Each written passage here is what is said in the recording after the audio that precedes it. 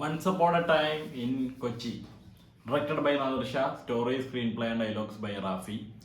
അഭിനയിച്ചിരിക്കുന്നവർ അർജുന അശോകൻ, ദേവിക സഞ്ജയ്, മുബിനം റാഫി എന്ന് പറഞ്ഞൊരു പുതിയ മച്ചാൻ. റാഫിഖാൻ്റെ മോനാണെന്നാണ് എനിക്ക് തോന്നുന്നത്. ഞാൻ ഗൂഗിൾ നോക്കിയപ്പോഴാണ് അങ്ങനെ കാണിച്ചത്. ആദ്യമായിട്ടാണ് പുള്ളീനെ ബിഗ് സ്ക്രീനിൽ കാണുന്നത്.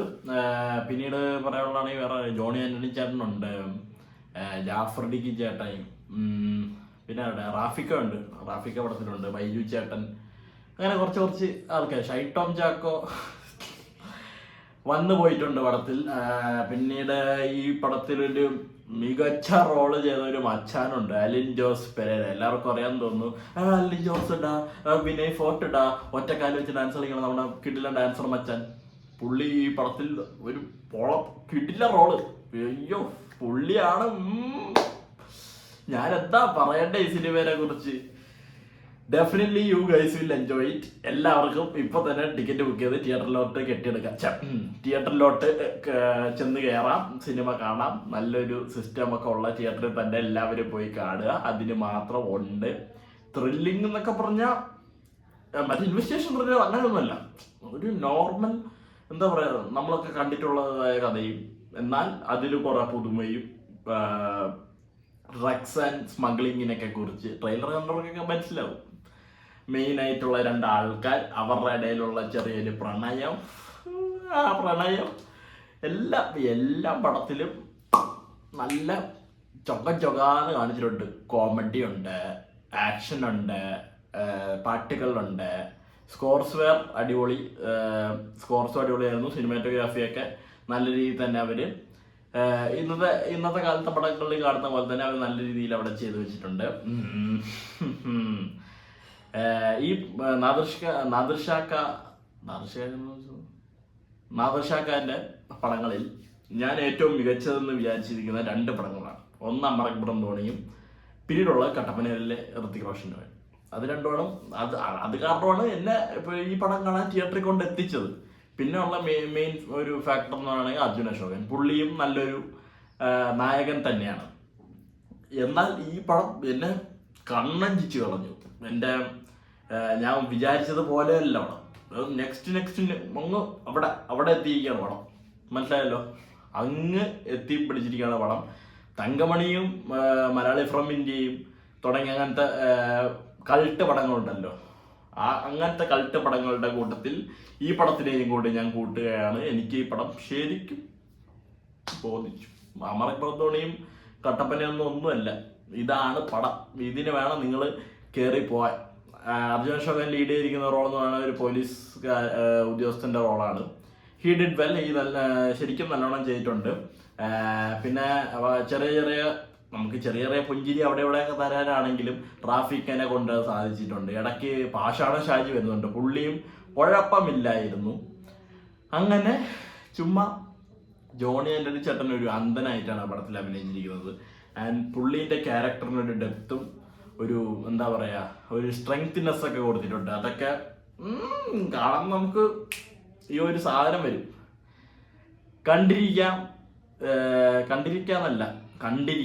കണ്ടിരിക്കേണ്ട ഒരു പടം. എല്ലാവരും എന്തായാലും പോയി കാണണം. എനിക്ക് കിട്ടിയ ഇതേ ഒരു എക്സ്പീരിയൻസ് തന്നെ എല്ലാവർക്കും കിട്ടുമെന്ന് ഞാൻ ആഗ്രഹിക്കുന്നു. ചിലവർക്ക് വേറെ ലെവൽ എക്സ്പീരിയൻസ് ഒക്കെ ആയിരിക്കും. എനിക്ക് ഇത്രത്തോളം ഒരു നല്ലൊരു സിനിമ കണ്ട ഒരു എക്സ്പീരിയൻസ് കുറേ നാൾക്ക് ശേഷം ഇപ്പോഴാണ് കിട്ടുന്നത്. മലയാളി ഫ്രം ഇന്ത്യ കണ്ടപ്പോഴും തങ്കമണി കണ്ടപ്പോഴൊക്കെ കിട്ടിയ പോലത്തെ ഒരു എക്സ്പീരിയൻസ്. കൊച്ചിനെ മൊത്തം കാണിച്ചിട്ടുണ്ട്. കൊച്ചീൻ്റെ മുക്കും മൂലയും കത്രിക്കടവ് കാണിച്ചിട്ട് അടുത്ത ഷോട്ട് പനമ്പള്ളിയാറാണ്. അങ്ങനത്തെ ചെറിയ ലൊട്ടിലൊടക്ക് ടെക്നിക്സ് ഒക്കെ അവർ ഉപയോഗിച്ചിട്ടുണ്ട്. പക്ഷെ ഞാൻ ഒരു കൊച്ചിക്കാരനായതുകൊണ്ടും കൊച്ചിനെ മൊത്തം എനിക്ക് അത്യാവശ്യം അറിയാവുന്നത് കൊണ്ടും, മൊത്തം ഒന്നും ഞാൻ പറയില്ല, അത്യാവശ്യം കൊച്ചി അവിടെ ഇവിടെ കയറ്റി സ്ഥലങ്ങളൊക്കെ അറിയാവുന്നത് കൊണ്ടും ഒരു ദിവസം രാത്രി ഞാൻ ഒരു വഴിയോരങ്ങളിൽ കൂടി ഇങ്ങനെ സഞ്ചരിച്ചുകൊണ്ടിരിക്കുമ്പോൾ ഇതിൻ്റെ ഒരു ഷൂട്ട് കണ്ടത് കൊണ്ടും നാദിർ ഷാഖാന്റെ പടമായതുകൊണ്ടും അർജുന അശോകൻ ഉള്ളത് കൊണ്ടും റാഫീൻ്റെ സ്ക്രിപ്റ്റ് ആയതുകൊണ്ടും മാത്രം കയറി കണ്ടതാണ്. പക്ഷെ കണ്ടപ്പോൾ എനിക്ക് അന്യായ ഒരു അനുഭവം കിട്ടിയിരിക്കുകയാണ് ഗൈസ്. നിങ്ങൾക്ക് ഈ സിനിമ തിയേറ്ററിൽ പോയി കാണാം. So that's all with the review or my opinion. ഇനി നമുക്ക് റിയാലിറ്റിയിലേക്ക് വരാം. ഇത് വേറെ ഏതെങ്കിലും ഒരു ജോണറാക്കി നിങ്ങൾ കൂട്ടി. ഇനി നമുക്ക് റിയാലിറ്റിയിലേക്ക് വന്നിട്ട് ഞാൻ കുറച്ച് കാര്യം പറയാനാണ് ഗൈസ്. മമ്മൂട്ടി കമ്പനീൻ്റെയും മറ്റേ മന്ദാകിനിൻ്റെ പ്രൊഡക്ഷൻ ഹൗസിൻ്റെ ഒക്കെ കുറേ ഡാഷ് തരങ്ങൾ നമ്മൾ കണ്ടായിരുന്നു. നല്ല മോശമായി പോയി. ആൻഡ് മമ്മൂക്ക തന്നെ റിവ്യൂസിനെയൊക്കെ അത്യാവശ്യം ബൂസ്റ്റൊക്കെ ചെയ്തിട്ട് പുള്ളീൻ്റെ പ്രൊഡക്ഷൻ കമ്പനി തന്നെ ഇങ്ങനത്തെയൊക്കെ തോന്നിയ ദിവസം കാണിച്ചു എന്നൊക്കെ പറയുകയാണെങ്കിൽ അത് എന്താണ് എൻ്റെ ഇക്ക. ലാലേട്ടറൊക്കെ പറയുന്നത് നമ്മൾ കേട്ടിട്ടുണ്ട്. പക്ഷേ ഇക്ക ഇതിനെ സപ്പോർട്ട് ചെയ്തിട്ട് പിന്നെ നിങ്ങളെ പ്രൊഡക്ഷൻ കമ്പനി ഇങ്ങനെ കാണിക്കുന്നതിൽ എന്താണ് പറയാനുള്ളതെന്ന് എനിക്ക് അറിഞ്ഞുകൂടാ ഗൈസ്. ശരിക്കും വിഷമമായി പോയി ആ ഒരു ഇൻസിഡൻറ്റ് കൊണ്ട്. മമ്മൂട്ടി കമ്പനി ഇപ്പോൾ എന്താ പറയുക, ഇപ്പോൾ റീസെൻ്റ്ലി ഇറങ്ങിയ പടങ്ങൾ, മമ്മൂട്ടി കമ്പനിയിലുള്ള പടങ്ങളെല്ലാം നല്ല റെസ്പോൺസൊക്കെ വന്നതുകൊണ്ട് ബാക്കി പടങ്ങൾക്കും അങ്ങനെ വേണമെന്നുള്ള നിർബന്ധം അവർ കാണിക്കുന്നത് വളരെ മോശമായിട്ടാണ് എനിക്ക് തോന്നിയത്. എനിക്കറിഞ്ഞൂടാ, എനിക്ക് ഈ പടം ഒരു average or below average movie ആയിട്ട് എനിക്ക് ടർബോ തോന്നിയുള്ളൂ. പേഴ്സണലി എനിക്ക് അത്രേ തോന്നിയുള്ളൂ. അതുപോലെ തന്നെ കുറേ പേർക്ക് തോന്നിയത് കൊണ്ടാണ് അവരങ്ങനെ പറഞ്ഞത്. And it's an average movie ആയിട്ടാണ് ഇപ്പോൾ എല്ലാവരും കണക്കാക്കിയിരിക്കുന്നത്. മന്ദാകിനി ആയാലും എനിക്ക് ശരിക്കും ഇഷ്ടപ്പെട്ടു. എന്നാൽ കുറേ പേർക്ക് ഇഷ്ടപ്പെടില്ല. എനിക്ക് തലവൻ ആവറേജ് ആയിട്ട് തോന്നുന്നത്, എന്നാലും കുറേ പേർക്ക് ഇഷ്ടപ്പെടും. ഇങ്ങനെയൊക്കെ മാറി മറിഞ്ഞിരിക്കുവോടെ, അവിടെ മാറും ഇവിടെ മാറും, എന്തൊക്കെ കൊല്ലാപ്പാണെന്നൊന്നും അറിഞ്ഞൂടാ. അതാണ് അപ്പോൾ ഒരു പ്രശ്നമുള്ളത്. അപ്പം ആരുടെയും റിവ്യൂസൊക്കെ ഒന്നും കണ്ടിട്ടല്ല ഒരാളും സിനിമ കാണാൻ പോകുന്നത്. ഉറപ്പാണ്. ഒന്നുമല്ല ഉണ്ടാവാം. എന്നാലും മമ്മൂക്കേനെ സ്നേഹിക്കുന്നവരൊക്കെ എന്തായാലും പടം പോയി കാണും. ഇന്നൊക്കെ എന്താ 99 രൂപേൻ്റെ ഓഫറും തൊട്ട് PVRലും സിനിപോളിസിലൊക്കെ ഹൗസ്ഫുള്ളടെ. ഞാൻ എടുത്ത് നോക്കി മൊത്തം ടിക്കറ്റ്. അതെല്ലാം പോട്ട്, ക്യാഷിന്റെ കേസ് പോട്ട്. ഈ മഴയും കൊണ്ട് തൊല്ലയും അടഞ്ഞ് എല്ലാവന്മാരും മറ്റേ എടപ്പള്ളി വനിതയിലും MG റോഡ് കവിതയിലും എല്ലായിടത്തും സിനിമ കാണാൻ പോകുന്നുണ്ട്. അപ്പൊ ആരും കാണാതിരിക്കൂല. എന്നിട്ടും എന്തിനാണ് ഇങ്ങനെ കാണിക്കുന്നതെന്നാണ്. ഇതിപ്പോ വല്ല ഈ സത്യസന്ധമായിട്ട് ഞാനൊരു കാര്യം പറയാമല്ലോ, ഞാനൊരു മമ്മൂക്ക ഫാനാണ്, ലാലേട്ടൻ ഫാനാണ്. പക്ഷെ ഞാനൊരു ബ്ലൈൻഡ് ഫാൻ അല്ല. എന്നാലും ഞാൻ പറഞ്ഞത്, ടർബോ പോലത്തെ ഒരു പടം ലാലേട്ടനാണ് ഇപ്പൊ ഇറക്കിയിരുന്നെങ്കിൽ അവിടെ ഇരുന്നതിന് പടം എയറിലാക്കി അതിനെ എന്തൊക്കെ തൊല്ല പറയാൻ പറ്റുമോ അതിന് മാത്രം എല്ലാം പറഞ്ഞ് അതിനെ അത് കുറേ പേരുണ്ട്. ഈ ഇക്ക ഫാൻസ് എന്ന് തന്നെ വേണമെങ്കിൽ പറയാം. നല്ലവരുണ്ട്, നല്ല രീതിയിലുള്ളവരുണ്ട്. എന്നാലും തെറിയൊക്കെ പറഞ്ഞ് അനാവശ്യ കാര്യങ്ങളൊക്കെ ഉണ്ടാക്കി അവർക്കൊരു ആക്സെപ്റ്റൻസ് ഇല്ല. മമ്മൂക്ക പടം വന്നു, അത് അടിപൊളിയായിരിക്കും, എങ്ങനെ പോയാലും അടിപൊളിയായിരിക്കും. എനിക്ക് പേഴ്സണലി അറിയാവുന്ന ഒരു പുള്ളിയുണ്ട്. ആരൊന്നും ഞാൻ പറയാനുള്ള, എൻ്റെ ഒരു ഫ്രണ്ടിൻ്റെ കോളേജിൽ പഠിക്കുന്ന ഒരു സുഹൃത്താണ്. പുള്ളി എൻ്റെ അടുത്ത് പറഞ്ഞൊരു കാര്യമുണ്ട്. ഫസ്റ്റ് ഹാഫ് ബോറാണ്, തുറന്നു പറഞ്ഞു പുള്ളി. ഫസ്റ്റ് ഹാഫ് നല്ല ബോറായിരുന്നു. ഞാൻ വിചാരിച്ചു പടം അങ്ങ് പോയി എന്ന് വിചാരിച്ചു. സെക്കൻഡ് ഹാഫ് കൊള്ളാം. ആ പോലീസ് സ്റ്റേഷൻ ഫൈറ്റും കാർ ചേസ് സീനും അതിൻ്റെ ഒപ്പം തന്നെ വന്നിരിക്കുന്ന ക്ലൈമാക്സ് ഫൈറ്റും ക്ലൈമാക്സ് ട്വിസ്റ്റും പുള്ളിക്ക് ഇഷ്ടപ്പെട്ടെന്ന് തോന്നി. ഇങ്ങനെ പറയുന്നവരുണ്ട് ഇഷ്ടം പോലെ. പിന്നെ വേറെ കുറേ പേരുണ്ട് വേറെ സൈഡിൽ. നമ്മൾ ഒരു പടം ഇഷ്ടപ്പെട്ടെന്ന് പറഞ്ഞാൽ നീ ലാലേട്ടൻ ഫാൻ, നീ ലാലേട്ടൻ പടമേ കാണുള്ളൂ. ഇങ്ങനെ പറഞ്ഞു. ഇപ്പം കഴിഞ്ഞ ദിവസം എൻ്റെ ഒരു ഫ്രണ്ട് ടർബോയിൽ ടിക്കറ്റ് ബുക്ക് ചെയ്യാൻ. ടർബോ മൊത്തം ഫുള്ളാണ്. നിനക്കാൻ തോന്നി ടർബോ? എടാ എനിക്ക് പേഴ്സണലി ഇഷ്ടപ്പെട്ടില്ല, പക്ഷെ നീ എന്തായാലും പോയി കാണും. അതിങ്ങനെ വെച്ചപ്പോൾ പുള്ളി എൻ്റെ അടുത്ത് ചോദിക്കുകയാണ്, അതെന്താ നീ അങ്ങനെ പറഞ്ഞ കാരണം എന്താ? ഞാൻ ജസ്റ്റ് പറഞ്ഞു, എല്ലാവരും സിനിമ കണ്ടിട്ട് വേണം അതിനെ ക്രിട്ടിസൈസ് ചെയ്യാൻ.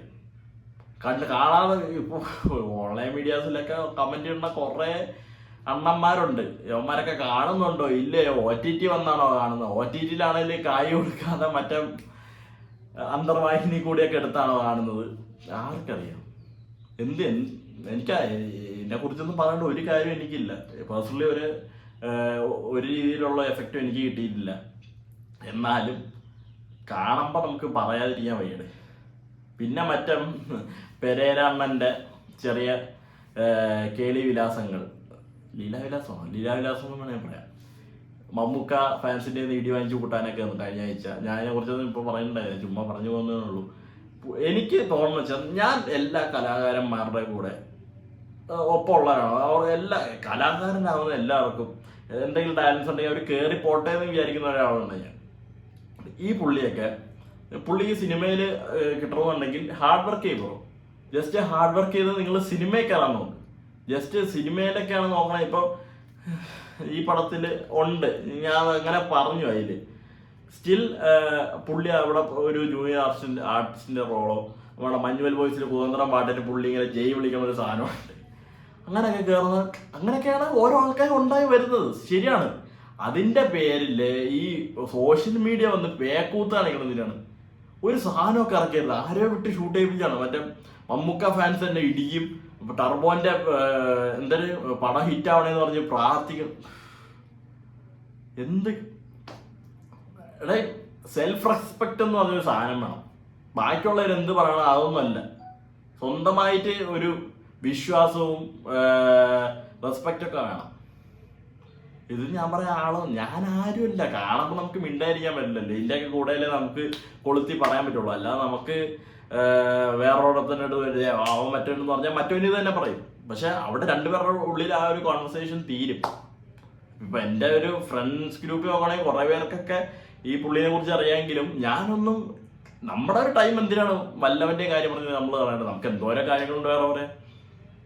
അത്രേ ഉള്ളൂ. സോ ഇതും കൂടി പറയണമെന്ന് തോന്നിയപ്പോൾ once upon a time in Kochi എന്ന് പറഞ്ഞ മൂവി നിങ്ങൾക്ക് എല്ലാവർക്കും പോയി കാണാം.